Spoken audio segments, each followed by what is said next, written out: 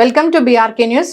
ఉగాది యుగానికి ఆది అని చెప్తారు. సో ఈ రోజున ఏదైనా శుభకార్యం చేపడితే కనుక సంవత్సరం అంతా కూడా అలాగే ఉంటుందని కూడా చెప్తూ ఉంటారు. అయితే అసలు ఈ ఉగాది యొక్క విశిష్టత ఏంటి, ఈ రోజున మనం ఎలా జరుపుకోవాలి, చేయవలసిన విధి విధానాలు ఏంటి, హెల్త్ పరంగా తీసుకోవాల్సిన జాగ్రత్తలు ఏంటి, పూర్తి వివరాలు తెలుసుకుందాం. మనతో పాటు ఉన్నారు ప్రముఖ యోగా అండ్ స్పిరిచువల్ గురు అరుణాదేవి గారు. మ్యామ్ నమస్తే అండి. నమస్తే మ్యామ్. ఉగాది ఇది యుగానికి ఆది, ఈ రోజు నుంచే మన ఇది సృష్టి ప్రారంభమైంది ఇలా చెప్తూ ఉంటారు. అంటే అసలు ఈ రోజున మనం ఏం చేయాలి, ఏం మర్చిపోయాము, ఏం మర్చిపోవడం వల్ల మనకు ఇలాంటి ఇష్యూస్ అన్నీ వస్తూ ఉన్నాయి, జనరల్గా అసలు ఏం చెప్తారు దీని గురించి? యుగాది అంటే ఆరంభం, ప్రారంభం అని అర్థం. మనకి ఉగాదితో వసంత మాసం ప్రారంభమవుతుంది. వసంత మాసం అంటే చూడండి, ఇప్పుడు వరకు చెట్లు ఆకులు రాలిపోయి ఉంటాయి. ఇప్పుడు చెట్లు కొత్త కొత్త చిగుర్చుకుని చూడడానికి ఆ పచ్చగా అందంగా కనబడుతూ ఉంటాయి అన్నమాట. కొత్తగా చిగుర్చుకున్న చిగుళ్ళు. మనకి మన తెలుగు ఉగాది మహారాష్ట్రలో చేసుకుంటాడు, తర్వాత పంజాబ్లో చేస్తారు, మనం చేసుకుంటాం. ఈ పచ్చడి అనేది మన తెలుగు వాళ్ళ సొంతం. ఇది ఉగాది పచ్చడి అని అంటే షడ్రుచులు అంటారు అన్నమాట. ఈ 6 రుచులతో మనము ఒక పచ్చడి చేసుకుంటాం. ఎందుకు ఈ 6 రుచులు మనకి ప్రత్యేకం, ఎందుకు ఇది దేనికి అని తెలుసుకోవాలంటే, 6 రుచుల్లో ముందుగా తీపి, తర్వాత పులుపు, తర్వాత కారం, తర్వాత ఉప్పు, తర్వాత చేదు, వగరు. ఇవి షడ్రుచులు అని అంటాం. ఈ షడ్రుచుల్లో మనకి ముందుగా పులుపులో కొత్త చింతపండు వాడతాం. కొత్త కుండ, కొత్త చింతపండు, కొత్త బెల్లం, అప్పుడే చిగురించిన చిన్న చిన్న మామిడికాయలు. మామిడికాయలు ఎందుకు ఇస్తారు అంటే వగరు కోసం, ఉప్పు, ఇవన్నీ. సో ముందుగా వచ్చేది ఏంటి, రుచి పులుపు. పులుపు ఏంటి అని అంటే మన శరీరంలో ఉన్న వాత కఫాల్ని బ్యాలెన్స్ చేస్తుంది పులుపు. కాబట్టి పులుపు అనేది మనకి ఇది వాడతాం. ఎందుకంటే చింతపండు ఏం చేస్తుంది, మనకి ఎక్కువ వాతం రానియదు, ఎక్కువ కఫాన్ని రానియదు. ఈ రెండిటిని బ్యాలెన్స్డ్గా చేస్తుంది. అందుకని పులుపు అనేది, పులుపులో చింతపండు పులుపు అనేది మనకి చాలా చాలా ఇంపార్టెంట్. ఈ చింతపండు తినకూడదు, చింతపండు తింటే వేరే ప్రాబ్లమ్స్ వచ్చేస్తాయి అని అనుకోవడం పొరపాటు. చింతపండు అందరికీ మంచిదే, అందరికీ పడుతుంది. ఎందుకంటే తగిన మోతాదులో వాడాలి. ఈ కొత్త చింతపండు నానబెట్టి దాన్ని గుజ్జు తీసి ఇందులో కలుపుతాం మనం. ఈ చింతపండు పులుపు ఈ కఫ వాతాలను బ్యాలెన్స్ చేయడమే కాకుండా, ఒకవేళ మన శరీరంలో కఫ వాతం కనుక బ్యాలెన్స్ చేస్తే మనకి జాయింట్ పెయిన్స్ రాకుండా ఉంటాయి. అలాగే ఇమ్యూనిటీ బాగా ఇంప్రూవ్ అవుతుంది. మనకు తొందరగా అంటే సీజనల్గా వచ్చే జలుబు లేకపోతే వైరల్ ఫీవర్స్ ఉంటాయి కదా, రాకుండా ఉంటాయి. అందుకు ఆ రుచి చాలా ఇంపార్టెంట్. నెక్స్ట్ పులుపు తర్వాత వచ్చేది తీపి. తీపి అంటే బెల్లం. బెల్లం దేనికి వాడతాము అంటే అది శక్తి మాట, ఎనర్జీ. బెల్లం తీసుకోగానే స్వీట్ కదా, వెంటనే ఎనర్జీ వచ్చేస్తుంది మనకి. చాలా శక్తివంతంగా, ఉత్సాహంగా ఉంటాం. బెల్లం చూడండి, షుగర్ లెవెల్స్ పడవచ్చు, కొంచెం అలా బెల్లం నోట్లో పెట్టారు అంటే వెంటనే ఎనర్జీ వచ్చేస్తుంది.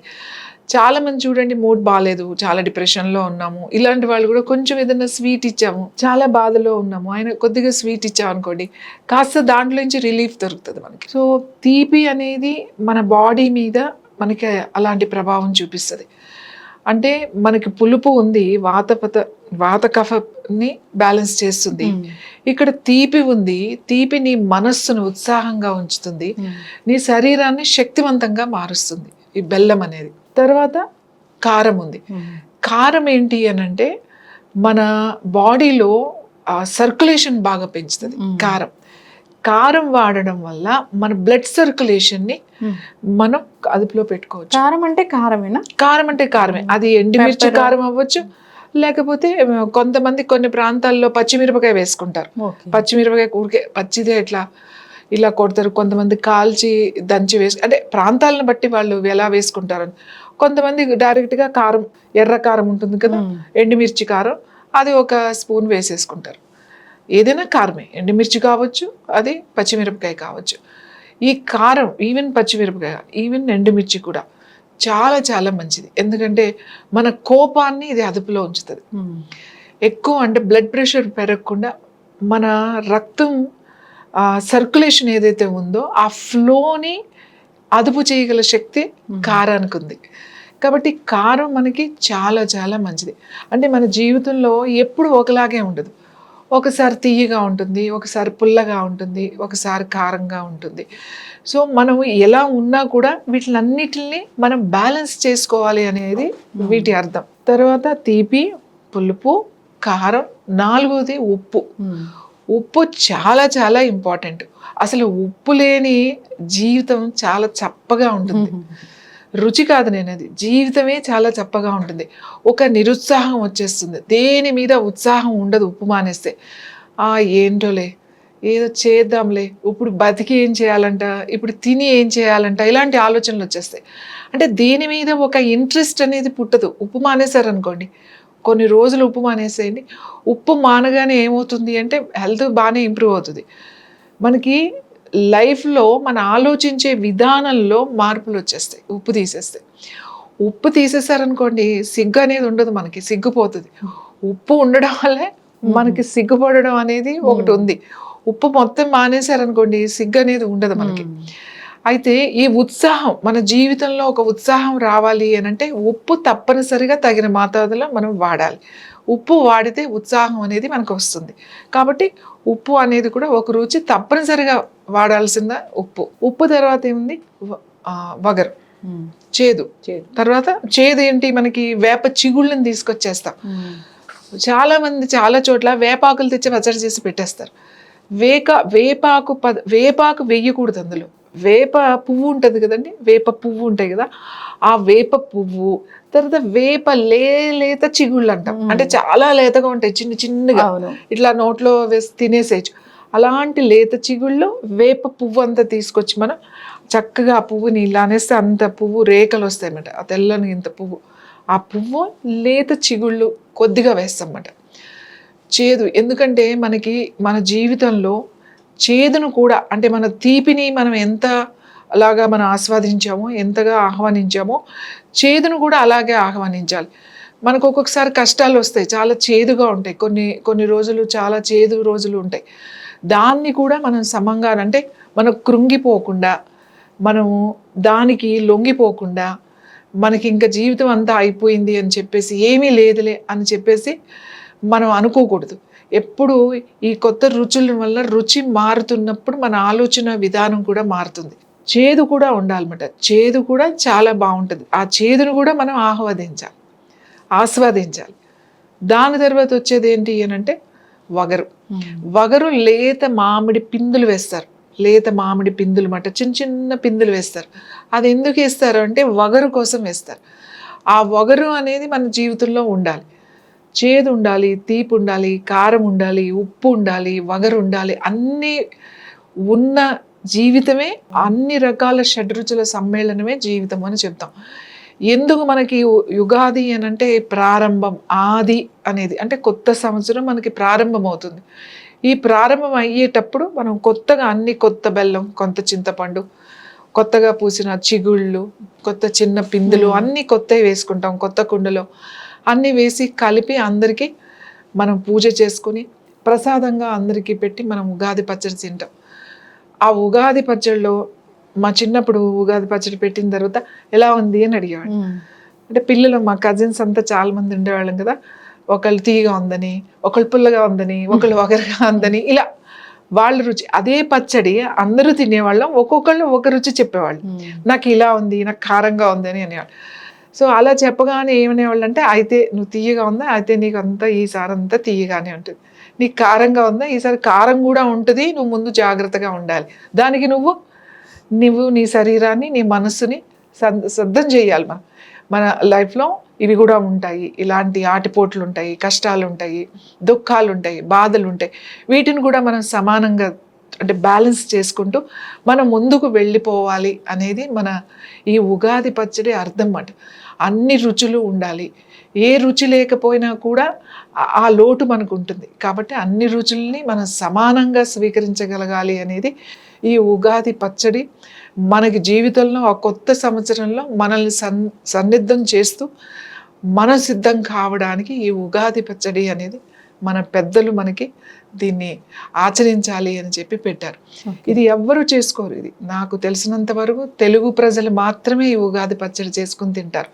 వేరే విధంగా వేరే రకాలుగా చేసుకుంటారు, కానీ ఈ పండుగని మనం మాత్రమే ఈ ఉగాదిని ఈ వసంత మాసాన్ని సంతోషంగా ఆస్వాదిస్తూ సంతోషంగా మనం ఉండాలి అని చెప్పేసి ఈ పండుగని మనం జరుపుకుంటాం. అంటే ఏదైనా ఒక మంత్రం ఉంటుంది, ఈ రోజున జపించాల్సింది, అలా ఏమైనా ఉంటుందా? మనం ఉగాది రోజున చేసే ముద్ర ఒకటి ఉంది. ఉగాది అంటే మనం ఈ పాత అన్నీ మర్చిపోయి, అంటే శుభ్రంగా చక్కగా క్లీన్ చేసేసుకొని లోపల శారీరకంగా అండ్ మానసికంగా కూడా మొత్తం క్లెన్జింగ్ అన్నమాట. క్లెన్స్ చేసుకొని మళ్ళీ కొత్త సంవత్సరంలోకి కొత్త శరీరంతో కొత్త ఆలోచనలతో అడుగు పెట్టడానికి, జరిగిపోయిన విషయాలు పాత విషయాలు ఏదైనా కానీ అవి పదే పదే మనం తలుచుకోకుండా ముందు మంచిగా ముందుకు వెళ్ళిపోవడానికి డిటాక్స్ ముద్ర, ప్రాయశ్చిత్త ముద్ర అని అంటారు దీని తెలుగులో. మామూలుగా చాలా మంది డిటాక్స్ ముద్ర కూడా అంటారు. ఇది ఉగాది రోజున చేయాల్సిన ముద్ర. యాక్చువల్లీ ఏం చెప్తామంటే ఉగాది ఇంకా 2 రోజులు 3 రోజులు ఉందనగానే ఉగాదితో 3వ రోజు, సో 2 రోజుల ముందుగానే ఈ ముద్ర చేయడం మొదలు పెట్టండి అని చెప్తాం. ఇది సంవత్సరానికి ఒక్కసారి చేయవలసిన ముద్ర, అది కూడా ఉగాది రోజున చేయవలసిన ముద్ర. ఈ ఉగాది రోజున ఈ ముద్ర చేసి మీరు చక్కగా స్నానం చేసి ఈ ముద్ర చేసి పూజ చేసుకొని, పూజ దగ్గరే ఈ ముద్ర చేసుకోవచ్చు. ఈ ముద్ర చేసేసి తర్వాత ఆ ఉగాది పచ్చడిని మీరు తినండి. మీ జీవితంలో ఎంతో మార్పు మీరు చూడొచ్చు. మీ లోపల మనం ఎప్పుడూ అనుకుంటాం, మన సబ్కాన్షియస్ మైండ్లో చాలా విషయాలు ఫీడ్ అయిపోయి ఉంటాయి, మనకు తెలియదు అసలు అవి ఆలోచన. ఆల్ ఆఫ్ సడన్గా అవి బయటకు వస్తూ ఉంటాయి. ఏదో ఒక్క పాయింట్లో ట్రిగ్గర్ అవుతుంది అన్నమాట. ఒక చిన్న పాయింట్లో ట్రిగ్గర్ అయిపోయి మనం అది ఒక పెద్దదిలాగా చేసేసుకుంటాం. మనమే ఒకసారి బర్స్ట్ అయిపోతూ ఉంటాం. అరే అసలు నేను ఇది ఆలోచించలేదే, ఇది నాకెలా వచ్చింది అని అనిపిస్తూ ఉంటుంది.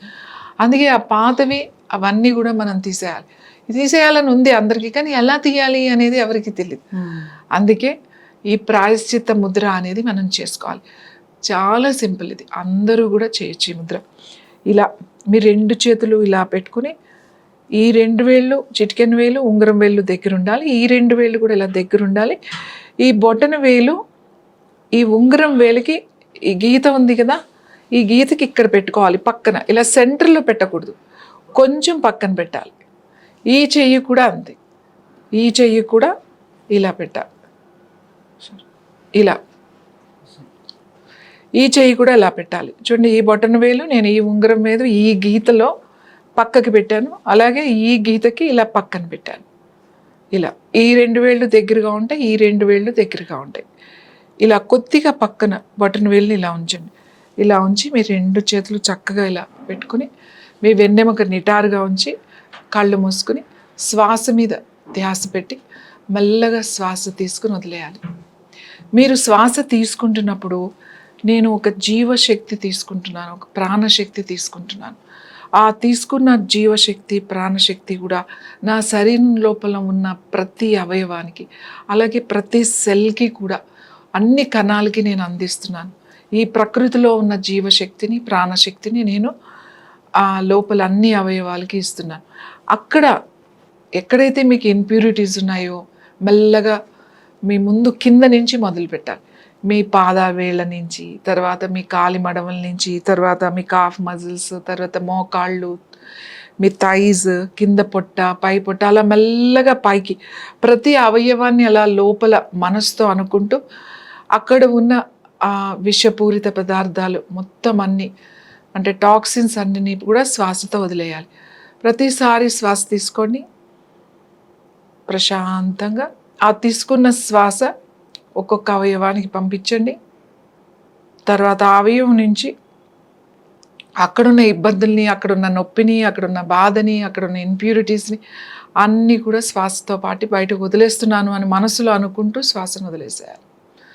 అలా మీరు మెల్లగా కాలి బొటన వేలు నుంచి మొదలుపెట్టి ఇలా మెల్లగా పైకి ఇలా తల వరకు వచ్చేసేయండి. మీ చేతులు అన్నీ. ఒకవేళ మీకు ఎక్కడైనా నొప్పి ఉందనుకోండి, నడుము నొప్పో, మోకాలు నొప్పో, ఎక్కడో నొప్పో, బాధో, లేకపోతే ఆ అవయవం సరిగ్గా పని చేయట్లేదో, liver or spleen or stomach, మీ ఇంటెస్టైన్స్ ఏదైనా సరే, అక్కడ ఎక్కువ ఫోకస్ చేయండి. అక్కడ ఏం కాదు, మనసు పెట్టండి అంతే. అక్కడ మనసు పెట్టి మీ తీసుకున్న శ్వాస డైరెక్ట్గా, ఇప్పుడు ప్యాంక్రియాస్ ప్రాబ్లం ఉందనుకోండి, ఇక్కడ మన లెఫ్ట్ సైడ్ ఇక్కడ కింద ఉంటుందన్నమాట, ఇక్కడ ఫోకస్ చేసి ఇక్కడికి పంపించండి ఈ శ్వాసని.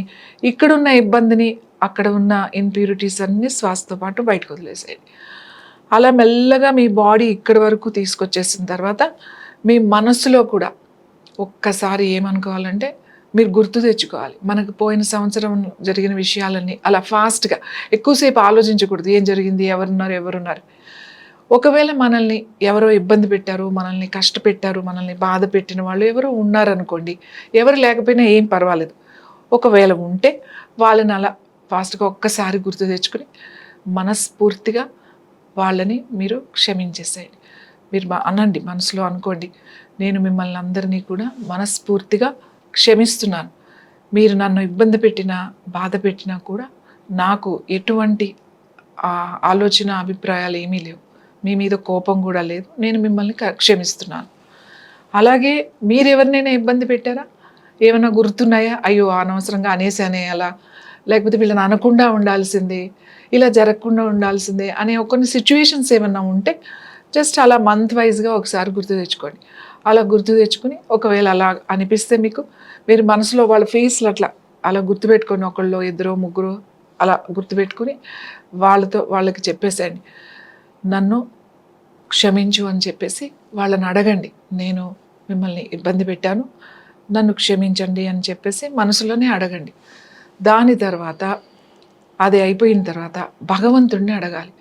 నేను తెలుసో తెలియకో నేను చేసిన తప్పులు ఉంటే నన్ను క్షమించండి అని చెప్పి మీరు భగవంతుడిని అడగండి. అడిగిన తర్వాత మీరు ఇంకా మనసును ప్రశాంతంగా మంచి శ్వాస తీసుకోండి. శ్వాస తీసుకుని మెల్లగా వదిలేసేయండి. ఒక్కసారి మీ శరీరం, మీ మనసు అంతా తేలికగా మారిపోతుంది. తర్వాత మెల్లగా కళ్ళు తెరవండి. ఇదంతా చేయడానికి మీకు ఒక 5 నిమిషాలు పడుతుందేమో, ఇంకా లేట్గా మెల్లగా చేస్తే 10 నిమిషాలు పడుతుందేమో, అంతకు మించి ఎక్కువ టైం పట్టదు. అసలు మ్యాక్సిమం 5 మినిట్స్ పడుతుంది ఈ ముద్రలో కూర్చుని మీరు చేయండి. చేసిన తర్వాత ఆ రోజు చేసిన ఆ కొత్త పచ్చడిని, ఉగాది పచ్చడిని తినండి. మీరు చూడండి మీ జీవితంలో ఎంత చేంజ్ ఉంటుందో, ఎంత ప్రశాంతంగా ఉంటుందో. ఏదో ఒక బరువు తీసేసి కింద పెట్టేసినట్టు ఉంటుంది. అంటే అనవసరమైన విషయాలు, అక్కర్లేనివన్నీ మన లోపల పెట్టుకుని క్యారీ చేస్తూనే ఉంటాం. సంవత్సరాలు అవి మనం తీసేయాలి అనే ఆలోచన మనకు ఉండదు. పండగ వస్తుంది, ఇల్లు దులుపుకుంటాం, క్లీన్ చేసుకుంటాం, అన్నీ పెట్టుకుంటాం. పండగకి అన్నీ సర్దుకుంటాం, అన్నీ రెడీ చేసుకుంటాం, అన్నీ కొత్త వేసుకుంటాం, కొత్త బట్టలు కూడా వేసుకుంటాం. కానీ లోపల కొత్త ఆలోచనలు వెళ్ళడానికి ఒక ప్లేస్ కావాలి కదా. కాబట్టి మనం ఆ పాతవన్నీ తీసేసి మనస్సుని ప్రశాంతంగా కనుక ఉంచుకుంటే మళ్ళీ కొత్తగా ఆలోచనలతో, కొత్త శరీరంతో, ఆ కొత్త మనసుతో కొత్త సంవత్సరాలలోకి మనం అడుగు పెడతాం. ఎస్, ఖచ్చితంగా మేడం, చాలా చక్కగా చెప్పారు. ఉగాది పచ్చడి అసలు ఎలా తయారు చేసుకోవాలి, దాని వెనుకున్న అసలు రహస్యం ఏంటి, సో ఆరోగ్య లాభాలు ఏంటి, అసలు ఉగాది రోజున ఎలా ప్రారంభించాలి, ఆ రోజున మనం పఠించవలసింది ఎలాంటి ముద్రని మనము ప్రాక్టీస్ చేస్తే మనం బాగుంటాము, ఎట్లా మనల్ని మనము కొత్తగా ప్రారంభించుకోవాలని చాలా చక్కగా చెప్పారు మ్యామ్. అందరూ పాటించి ఈ సంవత్సరం అంతా హ్యాపీగా గడపాలని కోరుకున్నాం. చాలా చక్కటి ఇన్ఫర్మేషన్ మ్యామ్, ధన్యవాదాలు.